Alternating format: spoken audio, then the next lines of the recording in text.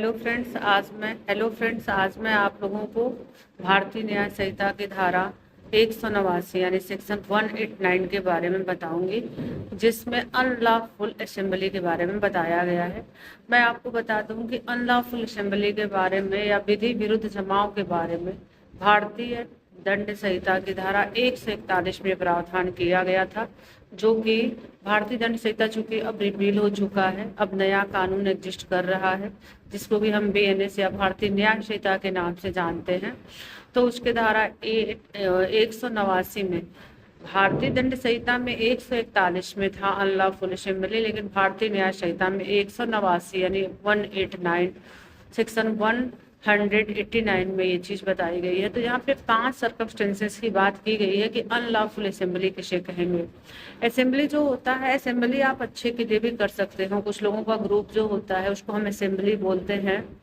लेकिन अगर हम विधि विरुद्ध तरीके से इकट्ठा होकर के या विधि विरुद्ध तरीके से अनलॉफुल ऑब्जेक्ट के लिए इकट्ठा होते हैं तो उसको अनलॉफुल असेंबली कहते हैं। ये सामान्य सी बात मैंने आपको बताई, लेकिन चूंकि कानून में अनलॉफुल असेंबली के बारे में जो चीजें बताई गई हैं, एग्जैक्ट वही बात आपको पता होनी चाहिए कि अनलॉफुल असेंबली होता क्या है।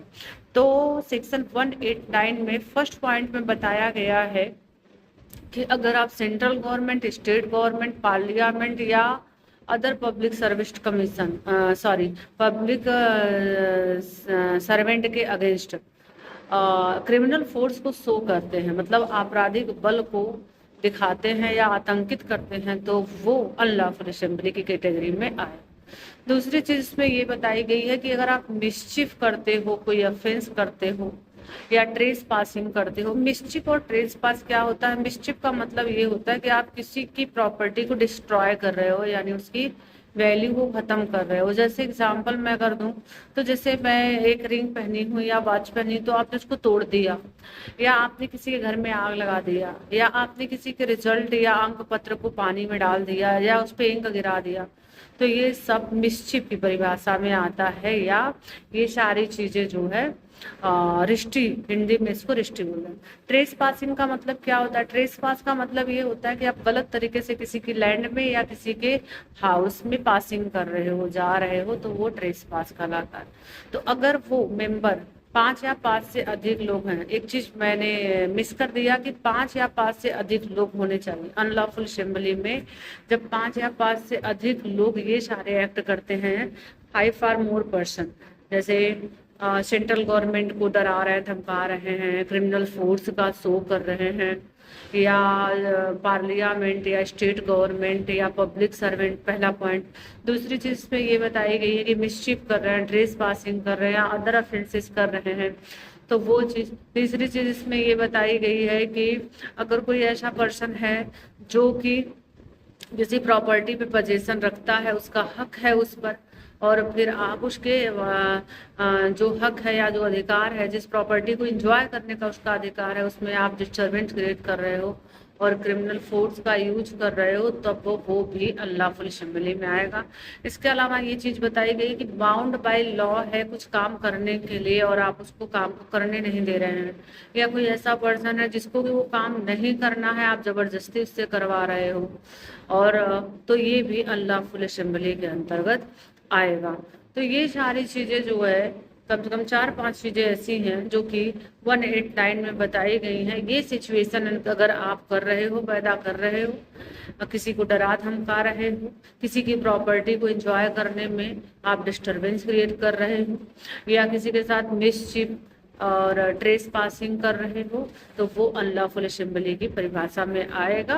बस ध्यान रखना है कि अगर वो मेंबर्स 5 या 5 से अधिक हैं, तभी वो अनलॉफुल असेंबली कहलाएगा। जैसे इसी में मैं आपको साथ साथ ही बता दूं कि दंगा क्या होता है या एफरे क्या होता है। तो 2 और मोर पर्सन, व्हेन 2 और मोर पर्सन यानी 2 या 2 से अधिक व्यक्ति पब्लिक प्लेस में यानी सार्वजनिक स्थान पे लड़ाई करते हैं, तो वो एफरे कहलाता है या दंगा कहलाता है। तो अनलॉफुल असेंबली और दंगा में बहुत बड़ा अंतर है। वहां पे पब्लिक प्लेस होना चाहिए और डिस्टरबेंस होना चाहिए, पीस एंड सिक्योरिटी गड़बड़ हो रही है, तो वो दंगा कहलाएगा। और अनलॉफुल असेंबली में जो मैंने आपको 4-5 सर्कमस्टेंसेस बताए, वही चीज हो रही है। तो यहाँ 2 आर मोर पर्सन है, वहाँ 5 आर मोर पर्सन है।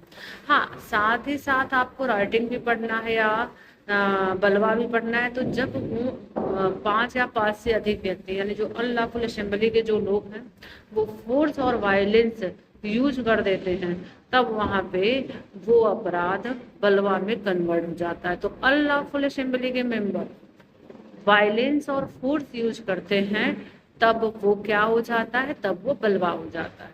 तो मैंने आपको 3 ऑफेंसेस के बारे में एक छोटे से वीडियो में बताया। पहला अनलॉफुल असेंबली, दूसरा दंगा और तीसरा रॉयट। तो रॉयट जो होता है या बलवा जो होता है, ये अनलॉफुल असेंबली के मेंबर ही करते हैं। बस वही चीज जैसे मैंने आपको बताया, सेंट्रल गवर्नमेंट के अगेंस्ट उन्होंने जो है शो किया, क्रिमिनल फोर्स शो किया। और वहीं पे अगर एक फाइट किसी को मार दिया या कॉलर पकड़ लिया या फोर्स का यूज कर दिया या वायलेंस का यूज कर दिया, तब वो अनलॉफुल असेंबली रॉयट में चेंज हो जाएगा, यानी बलवा में चेंज हो जाएगा।